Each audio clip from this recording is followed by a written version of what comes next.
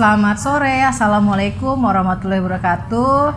Senang sekali sore ini ya, minggu kedua di September, minggu ketiga, 23 September persisnya.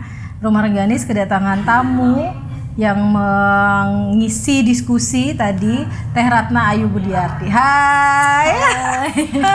Jadi seru banget, tadi kita udah diskusi, ini buku puisi terbaru Teh Ratna, Mitos Secangkir Kopi yang diterbitkan oleh Langgam Pustaka. Ini adalah buku puisi ke-7, betul ya Teh? Buku puisi yang ke-7, kalau buku tunggal yang ke-9. Oh oke. Buku puisi yang ke-7, tapi kalau buku tunggal yang ke-9. Jadi Teh Ratna ini, aku bacain biar nggak salah ya. Buku tunggalnya yang telah terbit, Dusta Cinta, ini buku puisi tahun 2008. Surat Menjelang Lepas Lajang, 2011, puisi juga. The Untold Story, Cerita Kita, Aku, Kamu, dan Mereka, ini kumpulan cerpen, 2012. Dada Yang Terbelah, buku puisi tahun 2012. Bintang di Alir Hujan, 2014. Magma, buku puisi 2017. 11 Hari Istimewa, buku puisi juga di tahun 2019. Perempuan Yang Berhenti Membaca, cerpen di tahun 2020. Luar biasa, produktif ya. Setiap tahun kayaknya ada tahun-tahun yang cukup padat nih, dari 2011 sampai 2014 ya. Nah ini Mitos Secangkir Kopi. Tadi kita memulai dengan pertanyaan, kenapa Teh Ratna tertarik mengambil diksi kopi yang kita tahu banyak penulis juga yang menulis ya soal kopi gitu. Itu pasti ada satu tantangan tersendiri, bagaimana buku Mitos Secangkir Kopi ini ditawarkan dengan membicarakan soal kopi dengan perspektif yang baru, yang segar gitu. Gimana Teh? Apa alasan Teh Ratna mulanya mengambil puisi yang bertautan dengan soal kopi? Ya, kalau kopi sendiri tidak dibahas secara banyak dalam isi bukunya, tapi ini hanya jadi salah satu inspirasi yang memantik untuk dijadikan judul buku tentu saja. Dan kopi itu menjadi satu titik perenungan dalam berbagai hal dalam kehidupan saya. Dan tentu saja saya ingin memberikan alternatif kepada pembaca, bukan bermaksud untuk menyaingi para senior atau teman-teman lain yang sudah lebih dulu menulis puisi atau karya yang ada hubungannya dengan kopi, tapi hanya memberikan alternatif bacaan, ibaratnya sajian barista yang berbeda akan dinikmati pula oleh penikmat kopi yang berbeda, sama seperti buku pula yang penulisnya berbeda, pembacanya pun nanti akan menikmatinya berbeda pula. Jadi saya menyuguhkan alternatif bacaan yang mungkin tidak buruk-buruk amat, tapi juga belum tentu ada di buku lain. Soal itu biarkan pembaca yang menilai. Betul. Tugas penulis adalah menulis. Menulis ya. saja, terserah biarkan, pembaca. Ya.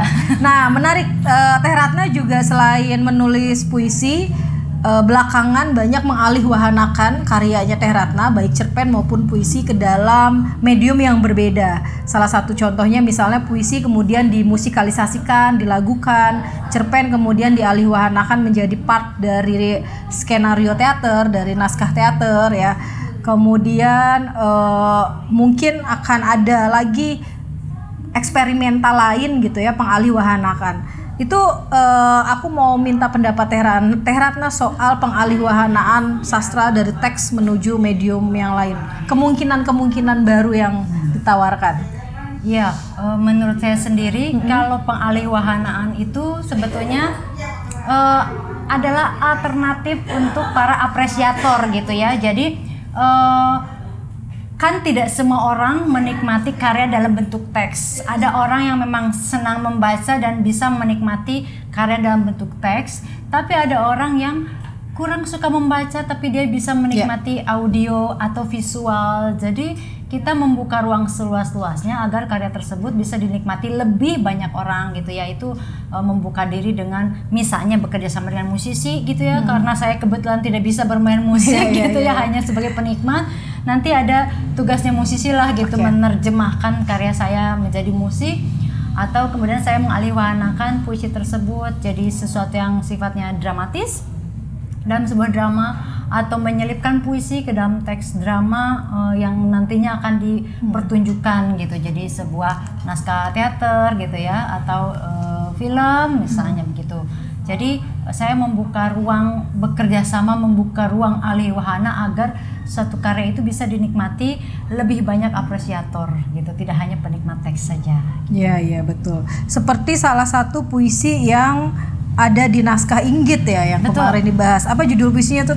Selamat Jalan Inggit. Bukan. Sebagai Inggit. Nah, sebagai Inggit aku mengucapkan selamat jalan. Selamat jalan. Ya. Nah, ini satu puisi yang kemudian terselip di naskah teater Inggit ya. Betul. Jadi puisi ini jadi penutup pentas musikal Inggit di tahun 2022. 2022. Yang itu digarap oleh Titi Mangsa Foundation.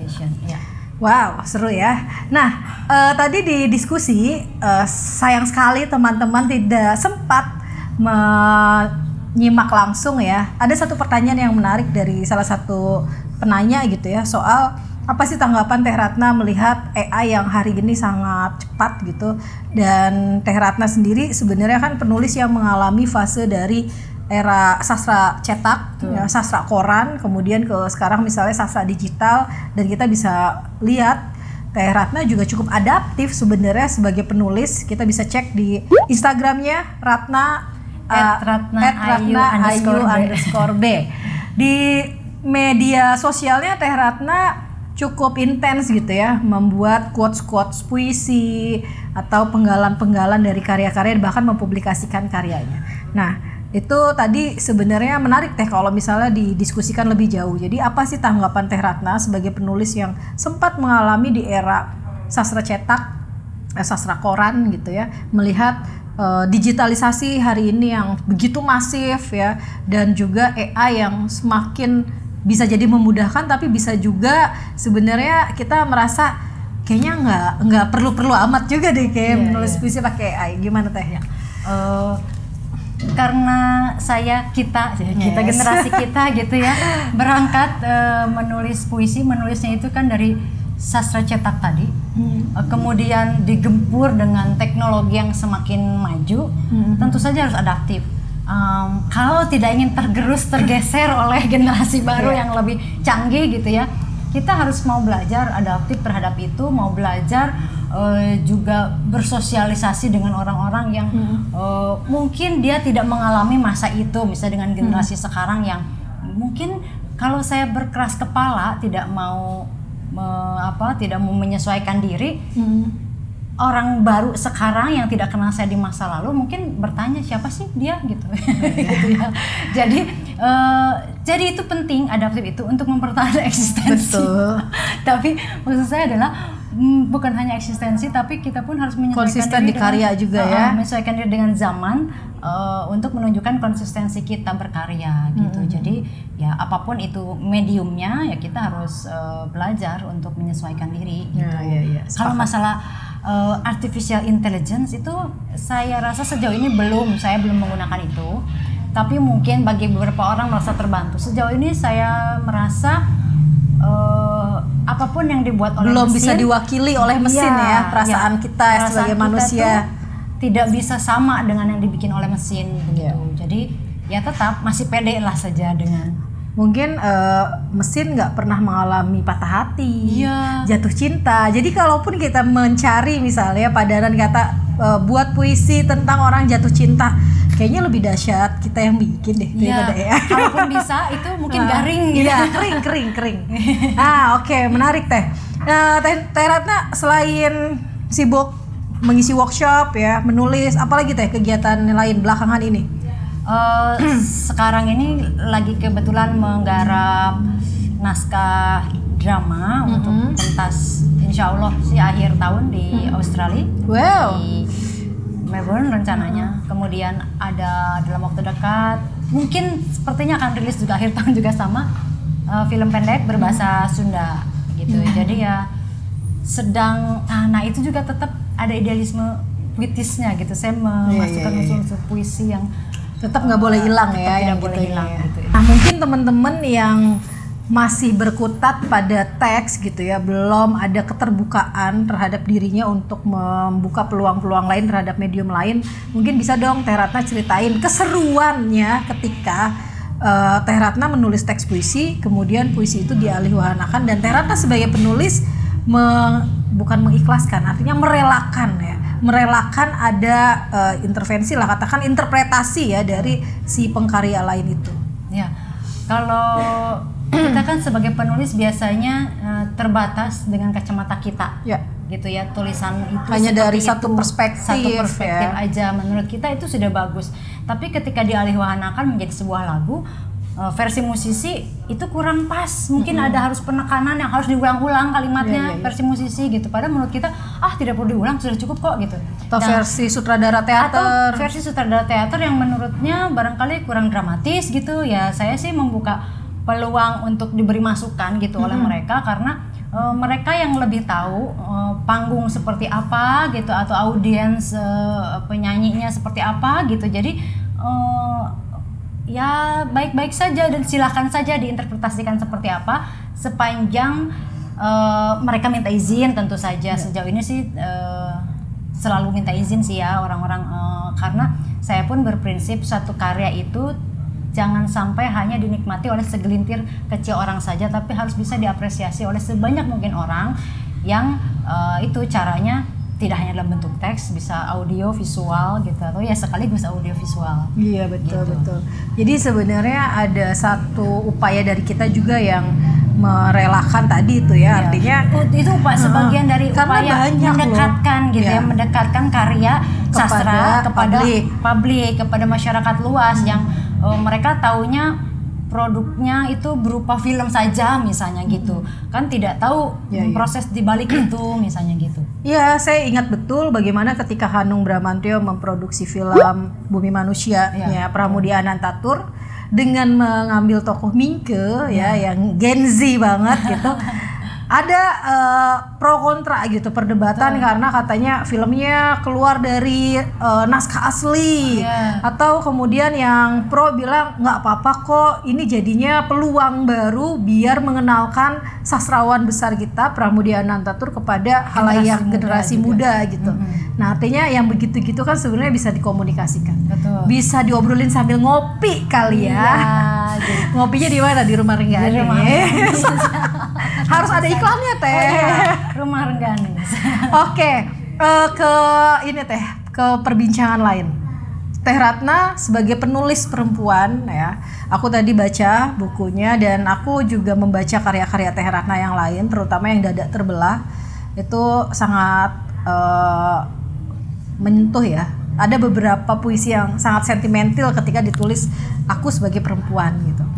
Nah ini jadi satu hal yang perlu kita tahu barangkali, apakah Teh Ratna memang dengan sadar menulis isu ini ya di tengah keterbatasan produksi karya lain, produksi karya soal ini yang tidak digarap oleh orang lain gitu. Ya, memang saya lakukan itu dengan sadar karena sebagai perempuan saya melihat sesama perempuan itu mereka mempunyai keterbatasan yang dibatasi gitu ya, dibatasi oleh pasangan, keluarga atau lingkungan gitu, dengan berbagai alasan mereka memendam masalah, ingin mencari solusi tapi tidak berani bicara gitu ya.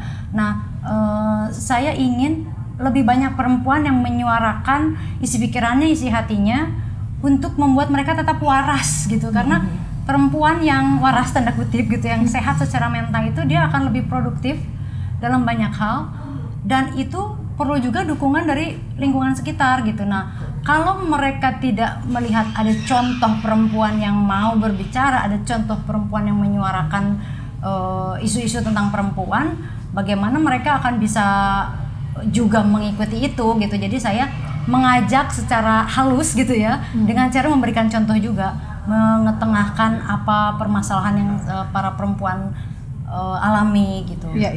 Ya mudah-mudahan dari situ yang tadinya tidak berani bersuara minimal mau menuliskannya gitu. Mereka tidak berani bersuara secara lantang, tapi mereka bersuara dalam tulisan, minimalnya melepaskan beban gitu ya.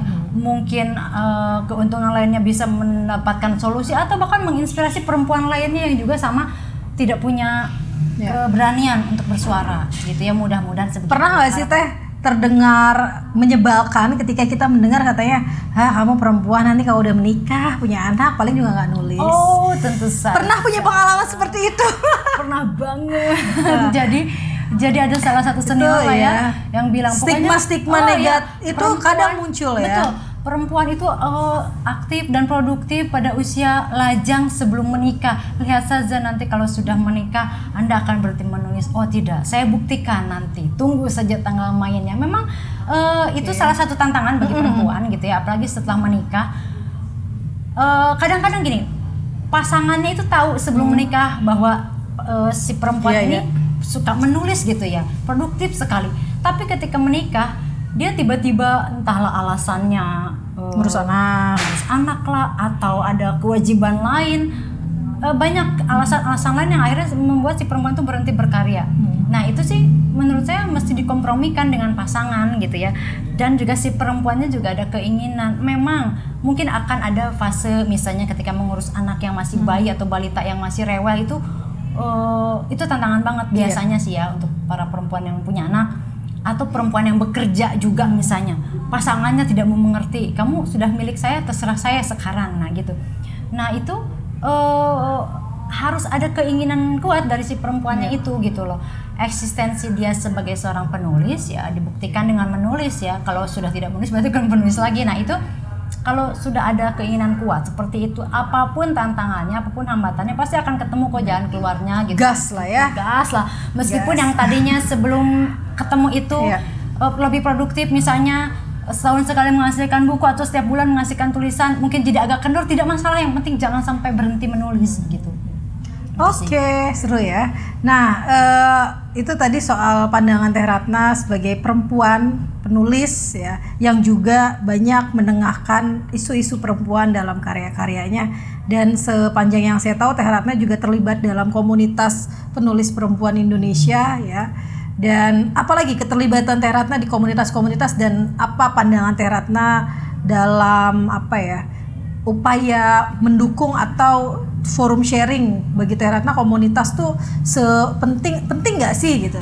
Kalau memang dulu waktu saya menulis itu kan lebih banyak sendirian gitu ya, apalagi belajar nulisnya otodidak gitu, tidak ada guru, tidak ada yang membimbing saya. Tapi seiring waktu sambil berjalan saya menemukan keuntungan tersendiri dari kehidupan berkomunitas gitu. Bagaimanapun ketika kita berada di komunitas yang sama-sama produktif gitu ya, ada semangat yang dibagi, ada semangat yang disuntikan oleh teman-teman. Ketika si A produktif, terus saya lagi masa-masanya turun semangat, jadi paling tidak disemangati oleh teman gitu. Atau ketika berbagi sesuatu yang saya belum tahu, itu kan ada hal-hal yang dibagi dengan teman-teman di komunitas, itu membangkitkan kembali dan mungkin juga membuka jalan untuk keberhasilan atau pencapaian lainnya. Itu yang saya rasakan. Jadi harus ada positive vibes lah ya. Betul. Jadi ketika berkomunitas itu cari teman-teman satu lingkaran yang memang produktif, terus positif gitu. Jadi kalau ada jangan jangan toksik.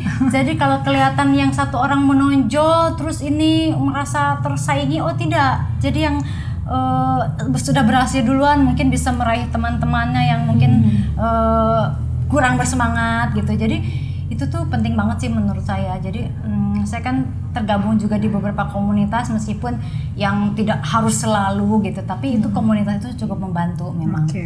Nah tadi juga saya ngomong di belakang layar ya, tapi saya kira ini penting juga untuk diketahui teman-teman penonton YouTube Rumah Rengganis. Ini Teh Ratna mulai menulis itu di masa SD, saat dia iri atau bukan iri ya, dia nggak terima ketika adik juniornya ada yang puisinya dimuat gitu. Terus Teh Ratna ingin menantang dirinya sendiri gitu ya, kok dia bisa sih, kenapa gua enggak gitu. Dan ternyata ada ada kecanduan tersendiri. Nah ini menarik Teh, karena saya kira banyak teman-teman yang belum memulai menulis, dia seperti tidak punya dorongan atau motivasi apa gitu. Saya kira itu perlu diceritakan. Silahkan diceritakan lagi. Iya. Jadi asal mula kecemplung dalam Iya, penulisan adalah ketidaksengajaan gitu ya, ketidaksengajaan melihat junior saya ya Dan beda sekolah. SD loh. SD mah aku masih main ini ya layangan gitu ya, makan cilok. Iya gitu ya. Jadi sepertinya ada jiwa ini persaingan yang Kompetitif sudah sekali mulai hidupnya ya. muncul pada saat itu kelas 6 SD, terus kemudian karya anak kelas 4 SD sudah dimuat, kok saya kelas 6 tidak bisa sih gitu. Jadi saya awalnya hanya ingin membuktikan kelas 6 pun bisa loh gitu, dan ternyata dimuat dan ya ketagihan gitu, ketagihan akan eksistensi. Karena ada hadiah-hadiah lomba juga kadang menggiurkan ya. Betul, waktu yang pertama itu saya Nggak tahu bukan ya, karena hadiah, jadi pokoknya nama saya harus nampang di koran yang Asik. sama gitu, jadi harus eksis gitu ya, haus eksistensi diri. Tapi itu gokil sih. Tapi itu apa ya itu jiwa kompetitifnya mungkin karena sudah terpupuk sejak dini sampai sekarang pun ketika mulai ya itu ya balik lagi ke yang tadi, adaptasi dari cetak ke digital itu, wah jangan sampai nih saya tergeser oleh para penulis baru gitu ya. Jadi eksistensi ya harus dipertahankan dengan cara apa ya, belajar lagi, berjejaring gitu ya, mau tahu apa yang mereka lebihnya di mana, punya kelebihan apa yang saya belum tahu gitu. Jadi ya itu sih, eksistensi itu penting, Luar biasa ya ibu untuk ini dijadikan ya. motivasi. Salah satunya. Kompetitif, sportif, produktif ya. Ya tadi juga kolaboratif ya, karena banyak sekali Teh Ratna bersinggungan ya. Bersinergi, berkolaborasi dengan berbagai komunitas multidisiplin. Betul. Saya bisa bilang multidisiplin karena ya Teh Ratna dengan teman-teman film, dengan teman-teman teater, teman-teman musisi gitu ya. Dan para pelaku anak muda kreatif lainnya. Itu seru Teh. Nah oke. Biasanya di channel YouTube Rumah Rengganis kami selalu menanyakan apa buku favorit Teh Ratna atau buku yang merubah hidup Teh Ratna ya. Paling tidak yang berkesan ya, yang sampai membacanya itu lebih dari 1, 2, 3 kali, yang ingin dibagikan ke teman-teman. Kalau saya justru dulu membacanya itu novel, Agatha Christie ya, detektif. Nah kemudian mulai ke puisi itu membaca Khalil Gibran, Sang Nabi itu saya baca berulang-ulang. Sepertinya itu juga yang mengubah hidup saya jadi sedikit lebih romantis. Khalil Gibran. Jadi juga saya baca buku yang itu kayaknya lebih dari 5 kali deh. Kalau buku lain mungkin sekali 2 kali paling banyak gitu. Kalau Khalil Gibran itu bolak-balik saya baca, dan buku itu sih di antara buku-buku lainnya yang berkesan buat saya, mengubah pandangan hidup saya juga. Gitu. Kalau musik Teh, apakah ada ritual khusus Teh Ratna ketika menulis itu harus dengerin playlist musiknya apa siapa, atau ritual khusus lain misalnya harus bakar dupa gitu. Bakar dupa, harus Ya, ada kopinya harus banyak gitu? Tidak sih ritual khusus, cuman kalau air minum jelas harus banyak gitu, karena di depan mata atau ya depan laptop atau komputer PC gitu harus ada air minum supaya saya ingat minum. Kadang-kadang kalau nulis suka lupa. Ritual khusus lainnya tidak ada sih, hanya saja saya lebih banyak menulis tuh pagi hari. Karena masih seger-seger ya. Saya orangnya morning person banget ya. Jadi kalau diajak begadang harus berpikir lagi tuh udah nyerah deh. Lebih baik bobot cantik gitu. Lebih baik saya tidur lebih awal dan bangun lebih pagi untuk menulis. Biasanya karya-karya saya itu lebih mudah keluar di pagi hari. Mungkin karena lebih segar, belum ada polusi pikiran lain gitu yang harus dipikirkan atau hal-hal yang harus dikerjakan. Biasanya saya kerjakan kalau habis ritual bangun sholat subuh misalnya, atau setelah itu tiba-tiba ada ide langsung eksekusi biasanya gitu. Dan kalau orang rumah udah tahu, ketika saya sedang mengerjakan sesuatu dari mulai subuh pagi hari misalnya yang harusnya saya beberes rumah, sapu-sapu gitu ya, apapun gitu pekerjaan domestik, jangan diganggu pokoknya. Ketika ada laptop nyala, nanti juga akan selesai. Dan saya tahu biasanya sudah agak siang dikit juga saya udah mulai pikir, aduh cucian numpuk nih, aduh setrika gitu. Jadi membagi perannya itu ya, peran sebagai ibu, peran sebagai penulis, peran sebagai pegiat komunitas. Oke Teh, kasih ini dong kesan di datang pertama kali ke rumah Rengganis. Ini janjian yang berulang kali tapi gagal terus ya. Tiba-tiba alhamdulillah seneng banget nih bisa kesampaian hari ini. Terus mungkin pesan bagi teman-teman penikmat YouTube Rumah Rengganis. Ini penontonnya kebanyakan biasanya penulis, pegiat komunitas. Baik, iya janjiannya wacana aja dari tahun berapa, dari Rumah Rengganis masih di rumah lama ya. Direncanakan mau datang ke Cirebon, batal lagi gitu ya. Kemudian Nisanya juga sibuk, saya juga sok sibuk, sama-sama tidak ketemu jadwal. Kemudian akhirnya ketemu hari ini, alhamdulillah. Kesannya seneng dan saya iri loh, ada ya bisa ya sempat ya bikin tempat seperti ini. Ini nyaman banget, kalau dekat dari rumah kayaknya saya bakal sering-sering kesini deh. Baik itu ngopi, cari inspirasi, ada pojokan yang bisa sendiri gitu, ruang baca yang sayanya juga bisa mengalienasi diri sendiri di sana gitu ya. Menyenangkan sih buat saya. Dan ini ya mungkin karena yang punyanya juga penulis ya, idealismenya dimasukkan semua ke sini. Jadi ruang yang bagus untuk saling berdiskusi, bertukar pikiran gitu ya, berbagi inspirasi gitu ya. Ya pokoknya sekecil apapun hal yang kita punya seperti Nisa ini, kecil apapun dimodali dengan tempat misalnya, ya dimanfaatkan sebaik mungkin gitu kan. Dari jejaring yang Nisa punya gitu kan, yang akhirnya menjadikan Rumah Rengganis begitu dinamis ya, orang-orang datang gitu kan, memberi kesan tersendiri. Jadi mudah-mudahan umurnya panjang sekali dan aku kayak lagi di ini tahu kayak lagi diceramahin tante. Berasa tua. Iya, makasih banget Teh Ratna. Mudah-mudahan ini ruang bisa jadi terus hidup ya. Dan kita hidup dan menghidupi. Iya.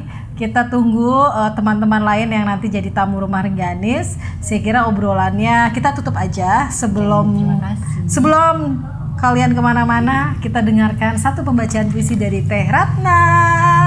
Oke, baca puisi lagi. Aku geser dulu.